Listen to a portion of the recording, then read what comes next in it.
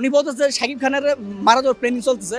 Superstar Shakib খানকে মারার planning চলতেছে মিডিয়া পাড়ায়, এমনই তথ্য দিলেন এই যুবক।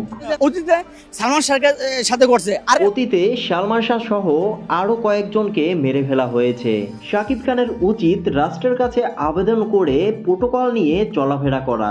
আর আপনাকে রাষ্ট্র প্রোটোকল মেনটেন করতে হবে, এমন রাষ্ট্রের কাছে আপনি আবেদন করতে হবে প্রোটোকলের জন্য।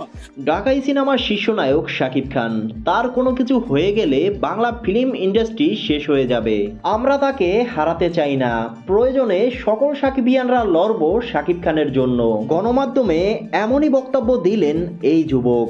আসলে শাকিব খান একজন মেগাস্টার, ওনার লাইফস্টাইল আলাদা। মেগা স্টার হতে শাকিব খানের অনেক কষ্ট করতে হয়েছে, আমাদের সাথে কথা হয়েছে, অভিনন্দন জানিয়েছেন তিনি।